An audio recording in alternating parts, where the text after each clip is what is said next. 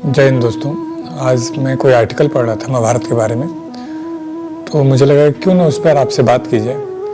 और आज मैंने कुछ पॉइंट इससे निकाले हैं और वो चीज़ें मैं आप तक रखना चाहूँगा। जैसे मैं आज से बेसिक प्रश्न पूछूं कि क्या इंडिया के हर स्कूल में सबसे इम्पोर्टेंट सब्जेक्ट क्या है, तो आपके अलग अलग जवाब हो सकते हैं। किसी का मैथ, किसी का साइंस, किसी का पॉलिटिकल, इकोनॉमिक्स, ऐसा हो सकता है। लेकिन मेरे लिए है कि आज के इस समय में सबसे ज़्यादा इम्पोर्टेंट यदि कोई सब्जेक्ट हमें हमारे बच्चों को सिखाना चाहिए तो महाभारत हो सकता है। अब ऐसा क्यों मैं कह रहा हूँ, तो अब देखेंगे कि फिजिक्स आपको मशीन चलाना सिखा सकती है, लेकिन महाभारत हमें जीवन चलाना सिखाता है। और ये हमारी कह लें पुरानी परंपरा का एक मजबूत उदाहरण है। लेकिन बदलते हुए समय में हमने इसको एक्सेप्ट नहीं किया। और आज अफसोस ये है कि एक ऐसा दौर जब टाइमलेस नॉलेज की तरफ हम भागे जा रहे हैं, तो ऐसे समय में आपने इसके महत्व को लगभग जीरो ही घोषित कर दिया। अब प्रश्न है कि इसका नतीजा क्या हुआ। तो इसका नतीजा हुआ कि जिन समस्याओं से आज हम सामना कर रहे हैं उनका सॉल्यूशन ऑलरेडी महाभारत में दिया गया है। कई लोगों का मानना है कि महाभारत एक लड़ाई है, लेकिन मैं कह रहा हूँ कि नहीं, महाभारत हमारे जीवन का एक ब्लूप्रिंट है जो हमें लाइफ के अलग अलग सिचुएशन को टैकल करना सिखाती है। तो एक स्टूडेंट के लाइफ में क्या क्या चैलेंजेस हैं और हम उन महाभारत से कैसे सीख सकते हैं, यकीन मानिए ये आपका 15-20 मिनट आपके जीवन को बदलने के लिए काफ़ी होगा। तो आइए एक एक करके हम शुरू करते हैं। जैसे यदि मैं बात करूं तो हम कुछ 5 महत्वपूर्ण बिंदुओं पर बात करेंगे जो एज ए स्टूडेंट आप प्रॉब्लम फेस करते हैं या जिनका आपको सोल्यूशन मिलना चाहिए। तो इसमें पहला है डिस्ट्रक्शन। एक स्टूडेंट के रूप में सबसे ज़्यादा प्रॉब्लम किसी बच्चे की है तो डिस्ट्रक्शन का है। जैसे बच्चे आते बोलते सर फोकस नहीं लग रहा है, मन भटकता है। तो प्रॉब्लम क्या है कि अभी जो जिस जनरेशन को मैं मिल रहा हूँ या जिस जनरेशन के आप हैं जो आप इस वीडियो को देख रहे हैं, तो इसको हम इंटरनेट जनरेशन कह सकते हैं। एक ऐसा जनरेशन जो नोट्स को भी मोबाइल के थ्रू पढ़ रहा है और उसी समय मोबाइल पर कोई रील का नोटिफिकेशन आ जाए या कोई महत्वपूर्ण जो आपको लगता है व्हाट्सएप नोटिफिकेशन आ जाए, तो आपका दिमाग कंफ्यूज हो जाता है ऐसे में कि हमें पढ़ना है या इस नोटिफिकेशन को देखना है। इसको हम प्रैक्टिकल नॉलेज वाइज बात करें तो एक डरावना सच जो रिसर्च में सामने आ रहा है कि अभी हम लोगों का जो एवरेज अटेंशन टाइम है वो घट के 8.25 यानी 8 सेकेंड तक पहुंच चुका है। और कई बार आपने सुना होगा कि मजाक में कहते हैं कि तेरी यादाश्त तो गोल्ड फिश से भी कम हो गई है, लेकिन रियलिटी यही है दोस्तों। एक एवरेज मछली का भी जो अटेंशन टाइम है वो भी 9 सेकेंड का है। तो ऐसे समय में जब हम अपने अटेंशन पीरियड को कम कर दिए या हमारा अटेंशन पीरियड कम हो रहा है, तो फोकस का लग पाना अपने आप में एक मुश्किल टास्क है, क्योंकि ये हमारे लिए एक शर्मनाक सिचुएशन है। ये हमारे लिए एक टफ सिचुएशन है जब हम मतलब अपने किसी काम पर फोकस ही नहीं कर पाए। तो अब प्रश्न है कि इसका इलाज क्या है। यदि आप देखेंगे तो इसका इलाज ऑलरेडी महाभारत में द्रोणाचार्य जी ने दिया हुआ है। आपने सुना होगा, पढ़ा भी होगा कि एक पेड़ पर उन्होंने मछली टांग दी और पांडवों से एक एक करके पूछा कि आपको क्या दिखाई दे रहा है।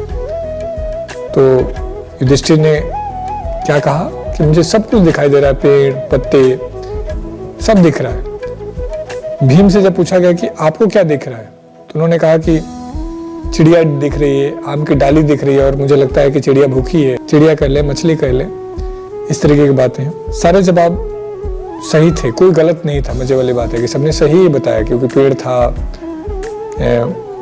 मछली टंगी हुई थी या पत्ते भी थे, लेकिन वो योद्धा नहीं थे, वो विनर नहीं थे जो जिसके लिए हम और आप एफर्ट कर रहे हैं।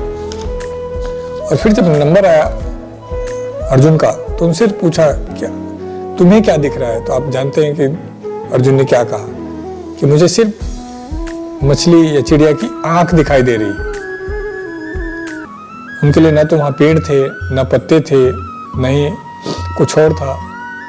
तो ध्यान से देखें तो हमारे महाभारत में ऑलरेडी इस चीज को दिखाया गया कि जब आप किसी काम को करें तो योद्धा की टेंडेंसी से करें, विजेता की टेंडेंसी से करें, आप उस पर फोकस करें, तब जाके आप उस चीज को अचीव कर सकते हैं। तो ये पहला पॉइंट जो हम महाभारत से सीख सकते हैं।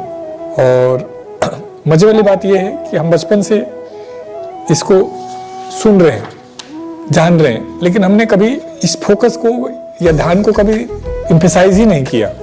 और एम्फेसाइज नहीं करने का परिणाम ये हुआ कि जो हमारी चिड़िया की आंख है वो क्या है ये हम भूल जाते हैं। क्या वो आपका सिलेक्शन नहीं है? क्या वो आपके माँ बाप का सपना नहीं है? अपने लक्ष्य मूवी देखी होगी जिसमें ऋतिक रोशन जब तक एवरेज लड़का रहता है, जब तक वो अपने लक्ष्य पे फोकस नहीं करता है, तब तक उसे उसका गोल नहीं मिलता है। जिस दिन आपका भी लक्ष्य फोकस हो जाएगा, फाइनल हो जाएगा योद्धा वाली टेंडेंसी में, उस दिन आपको ये मोबाइल का नोटिफिकेशन या जो छोटे मोटे डिस्ट्रैक्शन जिसको आप मानते हैं वो सब आपके मन को छूने नहीं देगा। तो आप योद्धा बने। एंड दूसरा टॉपिक जो हम सीख सकते हैं, fear of failure and story of करना। हाँ, दूसरा पॉइंट जिस पर हमें ध्यान देना चाहिए कि फियर ऑफ फेल्योर, और इसको हम सीख सकते हैं कर्ण की कहानी से। यानी असफल होने का जो डर है, या जो डर से जीत तक का सफर है, वो हम महाभारत से सीख सकते हैं। जानते हैं दोस्तों, दुनिया का सबसे बड़ा डर क्या है? मौत नहीं। दुनिया का जो सबसे बड़ा डर है वो हार जाने का डर है, असफल होने का डर है। आप में से आप जो बच्चे हैं जो कॉम्पिटिटिव एग्जाम की तैयारी कर रहे हैं, वो इस डर को अच्छे से समझ सकते हैं मैं क्या कहना चाहता हूँ। आप देखते होंगे कि रिजल्ट आने वाले दिन रात को नींद नहीं आती है, खाना गले से नहीं उतरता है। कई बार हम इतने डरे हुए होते हैं कि हम अपना रिजल्ट तक खुद नहीं देखते हैं, वो भी हम अपने दोस्त के थ्रू दिखाते हैं। पॉइंट बेसिकली हमें एग्जाम से डर का नहीं है, पॉइंट हमें फेल होने से डर का है। और इस डर की वजह से लगभग 50% बच्चे तो रेस से पहले ही हार मान लेते हैं। जैसे कई बच्चे मुझे मिलते हैं कि ये मेरा फर्स्ट अटेम्प्ट है, वैसे भी मेरे से नहीं होना है, ट्रायल कर लेते हैं। और वहीं कुछ बच्चे मिलते हैं जी मेरा फर्स्ट अटेम्प्ट है, मुझे करना ही करना है। तो ये जो योद्धा वाला एटीट्यूड है, ये मतलब डर ना होने पे ही पैदा हो सकता है।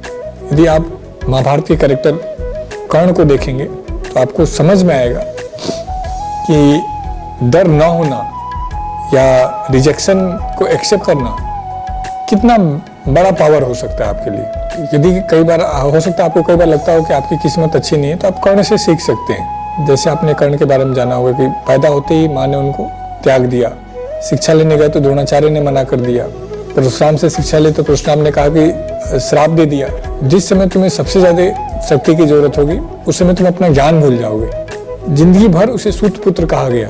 क्या आपने कभी कर्ण को रोते हुए कैरेक्टर के रूप में देखा, या कर्ण को कभी डिप्रेशन में जाते हुए देखा, या कभी भी कुंठा वाली स्थिति में आपको दिखा हो? तो जवाब है नहीं। कर्ण ने एक्चुअल में दिखाया कि rejection is not the rejection, it is a redirection. यदि हमें अस्वीकार कर दिया गया है तो हमें हार नहीं मानना है, हमें अपने आप को उसके अनुसार रीडायरेक्ट करने की जरूरत है। और आप जानते हैं कि जब वो युद्ध के मैदान में उतरा तो अर्जुन के टक्कर का योद्धा था। ये करंट सिनेरियो आप इसको देख सकते हैं। तो नासा का जो मानव मिशन था, उनका एक ही मोटो था कि failure is not the option, विफलता विकल्प है ही नहीं। जब जब चुनौती आई उनके सामने तो उन्होंने ये नहीं सोचा कि मर गए तो क्या होगा, उन्होंने ये सोचा कि अब हल क्या है, अब किस तरीके से इस चुनौती से निपटा जाए। आपने एक वेब सीरीज देखी होगी जिसमें वेब सीरीज एस्पिरेंट, उसमें पूछता है कि आपका प्लान बी क्या है, तो बोलता है कि प्लान ए है यूपीएससी क्लियर करके नशा मुक्ति पर काम करना, और प्लान बी है यूपीएससी क्लियर किए बिना नशा मुक्ति पर कार्य करना। यानी वो नशा मुक्ति के लिए जो उसका लक्ष्य था, तो उसके पास दो ही विकल्प थे, या तो यूपीएससी करके ऑफिसर बनकर इसके लिए कार्य करे और बिना बने भी उस कार्य को करे। तो आप मतलब समझे, मतलब है रास्ता बदल सकता है, मंजिल नहीं बदल सकती है। यदि कर्ण अपनी आइडेंटिटी के लिए लड़ सकता है तो आप उसी एटीट्यूड के साथ अपने एग्जाम के लिए लड़ें, उसी रिजेक्शन को रीडायरेक्ट करके अपनी सफलता को सुनिश्चित करें। मैं वही कह रहा हूँ कि महाभारत हमारे लिए हर जगह मैसेज छोड़ता है। जब किसी कारणवश आप असफल हो जाएं तो आप उसे द एंड ना माने, एक जनरल छोटा सा कॉमा मान करके आपको एफर्ट करने की जरूरत है। महाभारत से हम तीसरा साइकिल भी, तीसरे पॉइंट को भी ध्यान दें तो सर्कल ऑफ इन्फ्लुएंस, कि संगत का क्या असर हो सकता है। इस पॉइंट पर हमने हालांकि कई बार बात की है, लेकिन ये लेसन कहता है कि आपके संगत ही आपकी जीत और हार की दिशा को निश्चित करती है। संगत का मतलब है कि आप जिन एवरेज 5 लोगों के साथ रहते हैं, औसतन जिन 5 लोगों के साथ रहते हैं, वैसे ही बन जाते हैं। आप देखेंगे कौरव 100 थे, शक्तिशाली थे, लेकिन उनका संगत, उनका मेंटोर शकुनी था, जो हमेशा कुटिलता जैसी चीजों को उनके अंदर भरता था, जो हमेशा शॉर्टकट सिखाता था, जो हमेशा उनको एक किसी भी तरीके से अपने आप को सही साबित करने के लिए तरीके देता था। और आप जानते हैं कि परिणाम क्या हुआ, क्योंकि कौरव का जो सराउंडिंग था, संगत था, वो शकुनी जैसे लोगों के द्वारा निर्देशित था। दुर्योधन के पास हाँ में हाँ मिलाने वाले लोग थे, ना कि किसी गलत पर आवाज उठाने वाले। आपने द्रौपदी का चीरहरण का भी सीन देखा होगा, वहाँ पे किसी की हिम्मत नहीं हुई कि विरोध कर पाए। यदि वहाँ एक भी शक्तिशाली व्यक्ति या संगत संपन्न व्यक्ति होता तो शायद उस घटना को रोका जा सकता था और शायद महाभारत जैसी इतनी बड़ी घटना नहीं होती। वहीं दूसरी तरफ आप देखेंगे कि अर्जुन के साथ कौन है, तो वो है श्री कृष्ण। श्री कृष्ण अर्जुन को कॉन्फिडेंस भी देते हैं, सही डायरेक्शन भी देते हैं, और जब कभी अर्जुन ओवर कॉन्फिडेंस में आ जाते हैं तो उनको धमकाते भी हैं, और यदि अर्जुन के मन में कोई संदेह होता है तो उसे गाइड भी करते हैं। तो कोशिश करें कि आप सेल्फ ऑडिट भी करें कि आपके ग्रुप में कौन शकुनी है, कौन कृष्ण है, कौन आपको कह रहा है कि छोड़ो ना बाद में पढ़ेंगे, चलो अभी घूम के आते हैं, चलो अभी मस्ती करते हैं। ये वो दोस्त है जो आपको मीठा जहर दे रहा है, और जहर तो जहर ही होता है, चाहे मीठा हो या किसी भी स्वाद का हो, वो नुकसान ही करता है। और एक वो दोस्त होता है जो आपको कहता है कि चल तेरा नंबर कम आए, आओ मिल बैठ के प्रयास करते हैं। हमारे गुरुकुल में मुझे याद है सीपीयू शायद 21 वाले या 22 वाले में रजत देश वाले एक बालक था, तो उसके कटअप से मात्र 7 या 6 नंबर एक्स्ट्रा थे। सबका मानना था कि सीपीयू फाइनल तो होगा नहीं, लेकिन उसका एक दोस्त था जिसको हम लोग कटप्पा कहते थे, विकास। उसने सुबह से रात तक उसके साथ लगातार सीपीयू का टायर 2 का इंग्लिश का सेट लगाया, लगातार 3 महीने लगभग। और आपको यकीन नहीं होगा, all over India 2nd position आता है इंग्लिश में, 197 पॉइंट समथिंग, 5 या 8 पॉइंट ऐसे कुछ था, मतलब। और उस इतनी मेहनत में, उसके दोस्त की मेहनत की बदौलत आज वो बालक दिल्ली पुलिस में सब इंस्पेक्टर है। 48 पोस्ट है, 48वां रैंक उसका था। तो ये है दोस्त के संगत का असर। ऐसे मैंने गुरुकुल में कितने पॉजिटिव केस स्टडी देखे। तो कोशिश करें अपने सर्कल को, अपने सराउंडिंग को ऑडिट करते रहें। ये भी हम महाभारत से सीख सकते हैं। चौथा हम पॉइंट इसमें सीख सकते हैं, अडॉप्ट टू सर्वाइव, बदलाव ही नियम है।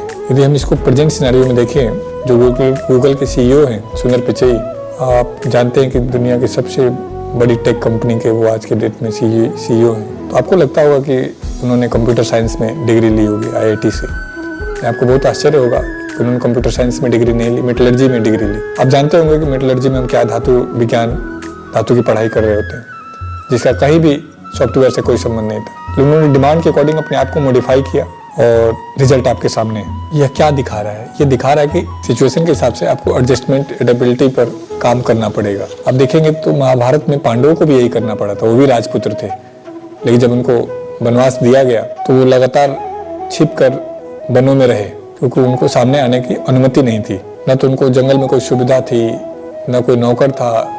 सब कामकाज खुद कर रहे थे अपने लिए, अपने परिवार के लिए। लेकिन क्या उन्होंने कोई रोना गाना गाया, कोई दुख व्यक्त किया? नहीं। उन्होंने इस समय का उपयोग किया, अपने दिव्य शास्त्र सीखे, अपने टेक्नोलॉजी को अपग्रेड किया, अपने लिए मतलब मजबूती निर्मित की। अर्जुन तपस्या के लिए गए, भीम अपने बाहुबल के लिए प्रयास कर रहे थे। तो सभी लोग अपनी क्षमता के हिसाब से प्रयास कर रहे थे। आज देख रहे होंगे कि एआई आ गया, काफ़ी तेजी से जॉब को रिमूव कर रहा है। अब यदि हम मान लेते हैं कि बदलते हुए सिचुएशन के हिसाब से यदि सरकारी कंपनियां या एग्जाम लेने वाली कंपनियां एआई बेस्ड क्वेश्चन बना रही हैं, तो आप भी अपग्रेडेड सिस्टम के क्वेश्चन से अपग्रेड हो, ना कि वही पीवाईक्यू, वही पुराना पैटर्न, उन्हीं तरीकों पे आप काम करें। यदि आप नए नए पैटर्न को अपग्रेड कर पाते हैं, नए क्वेश्चन को सीख पाते हैं, नए तरीके से अपने आप को अपडेट कर पाते हैं, तो यकीन मानिए आपके लिए कंपटीशन बहुत आसान हो जाएगा। क्योंकि आप जानते हैं कि तालाब में रुका हुआ पानी भी कुछ समय के बाद बदबू करने लगता है, सड़ जाता है।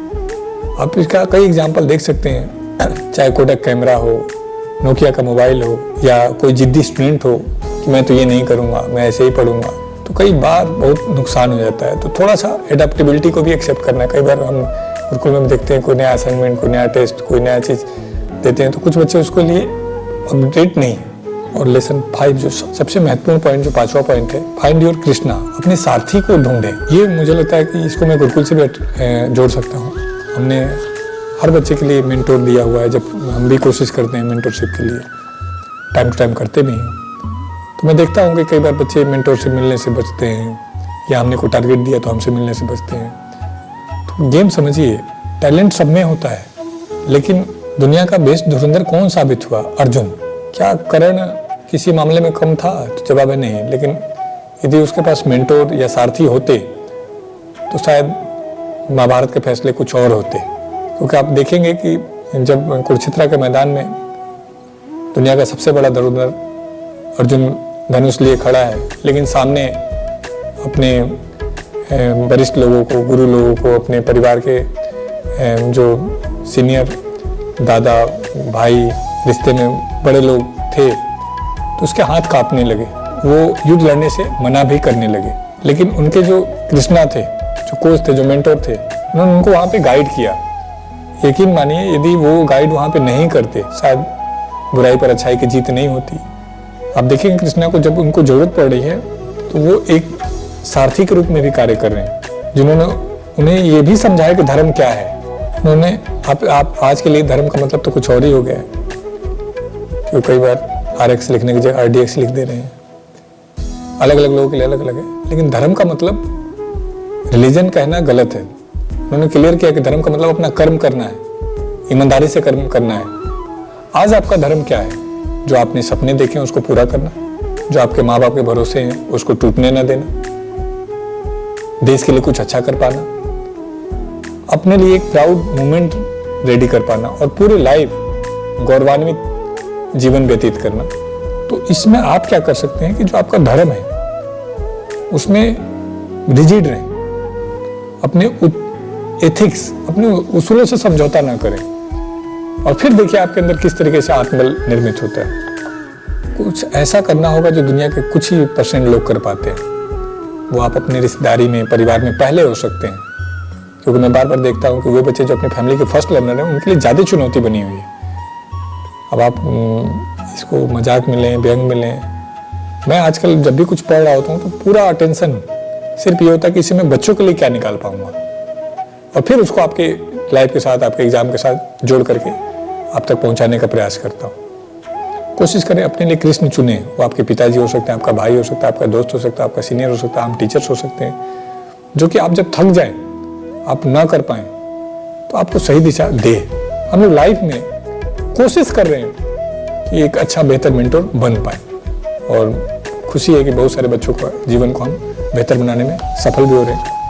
और आप देखेंगे कि बहुत सारे अध्यापक बहुत जिम्मेदारी के साथ इस अर्जुन वाली भूमिका, आपके जैसे अर्जुनों के लिए कृष्ण की भूमिका निभा रहे हैं। बस आपको अपने टारगेट के अनुसार, अपने सपनों के अनुसार उस कृष्ण की तलाश करनी है। लेकिन फिर वही पॉइंट कि कोई कृष्ण तभी बन पाएगा जब आप अर्जुन बन पाएंगे। अभी समस्या क्या है कि आपके अंदर एक अर्जुन तो है, लेकिन वो कंफ्यूज है। वो इंटरनेट के मोह जाल में, या लाइफ ही ऐसी हो गई कि मैक्सिमम टाइम वो मोबाइल में इन्वॉल्व है। तो हम तो शुरू से चिल्ला रहे हैं कई सालों से कि मोबाइल त्यागें, अपने सपनों को साकार करें, मोबाइल त्यागें, अपने सपनों को साकार करें। तो इसके लिए आप सराउंडिंग निर्मित कर सकते हैं उस तरीके का। तो थोड़ा सा इसमें समझदारी करना है कि मेंटोर शकुनी वाला ना हो, कृष्ण वाला हो। मुझे उम्मीद है कि आज का सेशन आपको काफ़ी मजा आने वाला है और आप इससे काफ़ी कुछ सीख लेंगे। लेकिन मेरा हमेशा से पर्पज़ मज़ा या इस तरीके की चीज़ें नहीं रही। मेरा हमेशा से पर्पज़ आपको ज़्यादा सिखाने का रहा है। तो इसको सीखिए, और बेहतर लगा हो तो कमेंट करके बताएंगे। हम और भी इस तरीके की सीरीज़ ट्राई करेंगे आप तक लाने के लिए। धन्यवाद।